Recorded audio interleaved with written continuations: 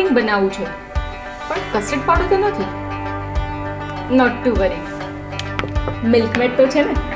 Hello friends, welcome to our channel Fursat Mein Kuch પલ જિંદગી કે. Friends, આજે હું આપની સાથે શેર કરીશ ફ્રૂટ પુડિંગની રેસીપી કે જેને ખૂબ જ ઓછા સમયમાં બનાવી શકાય છે અને તે બનાવવું એટલું ઇઝી છે કે જો ફ્રૂટ્સને ચોપ કરેલા હોય તો તમારા હસબન્ડ પણ તેને બનાવી શકે છે. હા, પણ એક વાતનું ખાસ ધ્યાન રાખવાનું રહેશે કે જ્યારે પણ આપણે ફ્રૂટ પુડિંગ બનાવીએ ત્યારે તેમાં કોઈ પણ વોટરી ફ્રૂટ્સનો યુઝ નહીં કરીએ, જેમ કે તરબૂચ છે, શક્કરટેટી છે, કેમ કે આ ફ્રૂટ્સને જ્યારે આપણે પુડિંગમાં એડ કરીએ ત્યારે પુડિંગની જે પ્રોપર કન્સિસ્ટન્સી છે એ મેન્ટેન નથી થતી. સો ફ્રેન્ડ્સ, આ તો થઈ ગઈ ધ્યાનમાં રાખવાની બાબત. તો ચાલો જાણી લઈએ હવે પ્રોસિજરને. પરંતુ એ પહેલાં જો તમે હજુ સુધી અમારી ચેનલને સબસ્ક્રાઇબ ના કરી હોય તો તેને સબસ્ક્રાઇબ કરવાનું ના ભૂલતા. અને હા, જો તમને અમારો આ વિડીયો પસંદ પડે then don't forget to like this video and share this video with your friends, family members, colleagues, neighbors. क्योंकि केयर करते जाओ, शेयर करते जाओ, जिंदगी खूबसूरत है. ફ્રૂટ પુડિંગ બનાવવા માટે આપણને જોશે એક મોટો બાઉલ ફ્રેશ દહીં, 4 ટેબલસ્પૂન મિલ્કમેડ,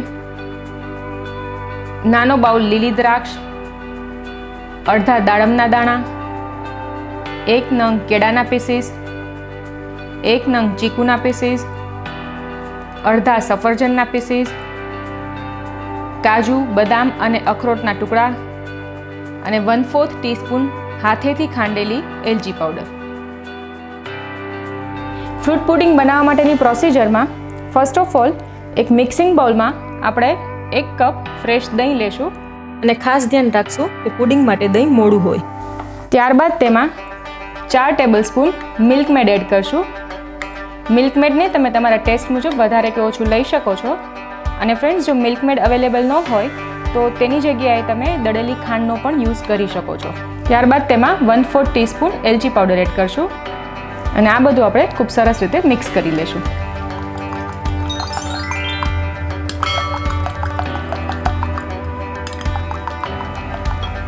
ત્યારબાદ આપણે તેમાં બધા ફ્રૂટ્સ એડ કરશું, જેમાં આપણે 1 બાઉલ દાડમના દાણા લેશું, કેળા લેશું, ચીકુ એડ કરશું, લીલી દ્રાક્ષ લેશું અને સફરજન લેશું. ફ્રેન્ડ્સ, આ સિવાય તમને જે પસંદ હોય એ તમારી ચોઈસના ફ્રૂટ્સ તમે આમાં એડ કરી શકો છો, જેમ કે સ્ટ્રોબેરી છે, મેંગો છે. હા, પણ એક વાતનું ખાસ ધ્યાન રાખશું કે પુડિંગમાં આપણે વોટરી ફ્રૂટ્સ એડ નહીં કરીએ, જેથી કરીને પુડિંગની પ્રોપર કન્સિસ્ટન્સી આપણે મેન્ટેન કરી શકીએ. હવે આ બધા ફ્રૂટ્સને આપણે ખૂબ સરસ રીતે મિક્સ કરી દઈશું.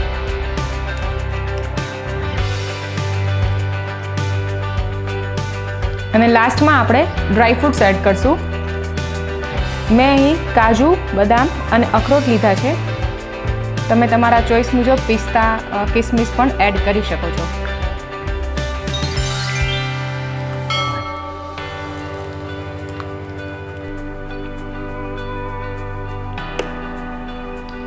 તો ફ્રેન્ડ્સ, ફ્રૂટ પુડિંગ તૈયાર છે. આપણે તેને સર્વિંગ બાઉલમાં કાઢી લેશું.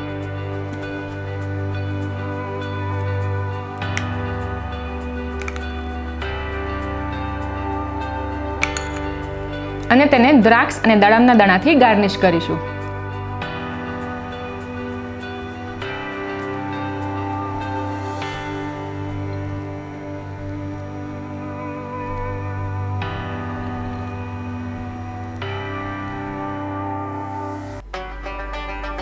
તો ફ્રેન્ડ્સ, તૈયાર છે ફટાફટથી બની જાય એવું ફ્રૂટ પુડિંગ કે જેને ફ્રીઝમાં 30 થી 40 મિનિટ ઠંડુ કર્યા બાદ ખાવાની ખૂબ જ મજા આવે છે.